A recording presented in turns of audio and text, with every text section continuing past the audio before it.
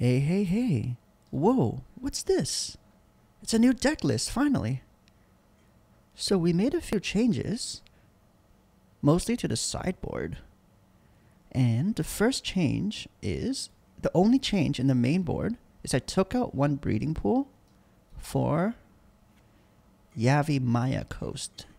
So the only difference between, the only reason I see this is because we might save some life in the long run, because we do have a lot of generic mana.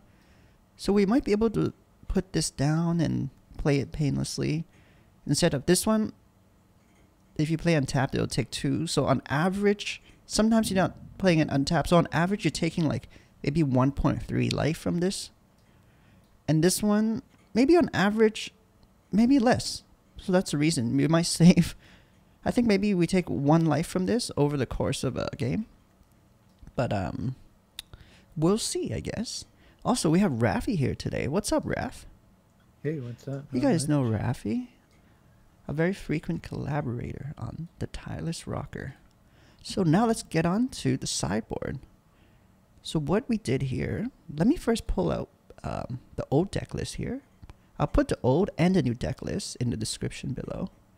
So this is the old deck list. We used to play 4 breeding pools, and like I said, we took out 1. And I'm doing all these changes based on the website MTG Top 8.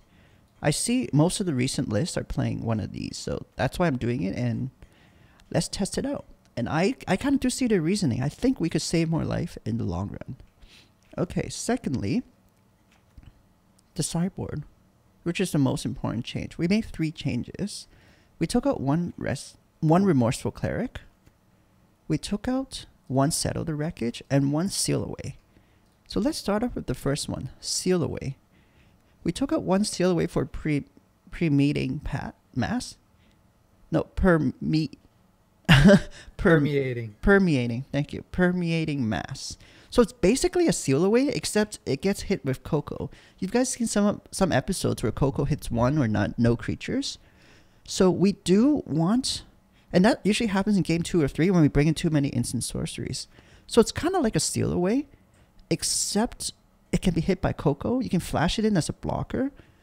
And if they have a 1/3 on the ground, it doesn't matter at all. It's basically dead because we have flyers. So imagine blocking big creatures like Uro. Pre-mating mass will die, but they get a 1/3.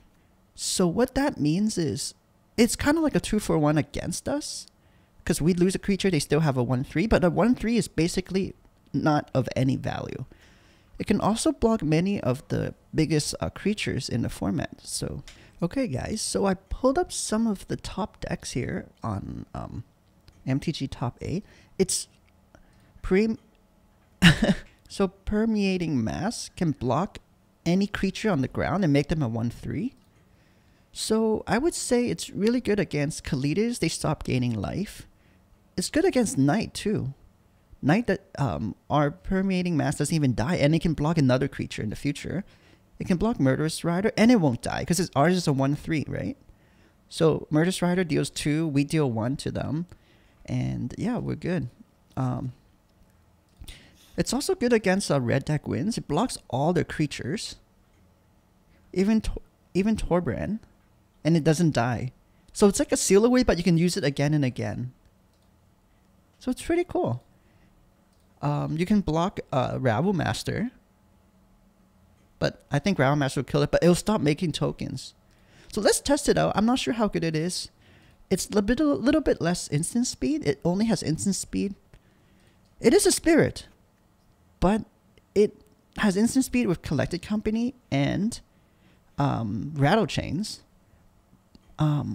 But Seal Away is always instant, so you might save some life in the quickly. But you guys kind of see the pros and cons.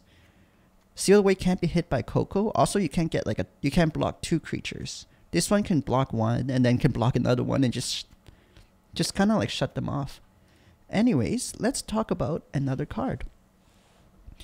So this is another creature that we took out. So instead of another Settle the Wreckage, we're kind of trying to have more synergy in our deck. So a little bit less Coco. I mean, more Coco synergy now. Because Carl Harpooner. Carl Harpooner can... Carl. Like crawl. Crawl. Like crawl on the ground. Crawl. Harpooner. Can be hit with Coco. And so that's another pro. Another pro of this card. So this could potentially be a 2-for-1 because if you're fighting another creature, you might still survive if it has attack of less than 1. I mean, that's kind of rare, but it has that potential compared to like a Seal Away, which is just a 1-for-1. Because you can pick off like a 1-1 or like a 1-2 flyer. So it's good to bring in against opposing flying decks. So annul. Okay, annul. Annul the wedding. Annul. I'm gonna annul you.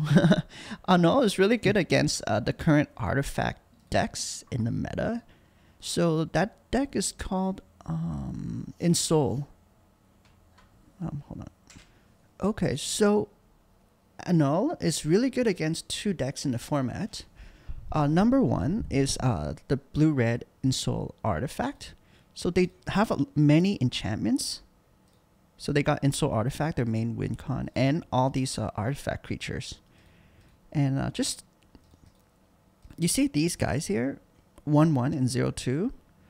If we do Crawl Harpooner against them, they can't kill us, and it's a 2-for-1. We have a 3-2 body on the field for 2, and we get to take down one of their flying creatures. So just a little throwback on the old card and how it's relevant in this matchup too. But let's go back to Annul. So it's very good against blue-red and Soul Artifact.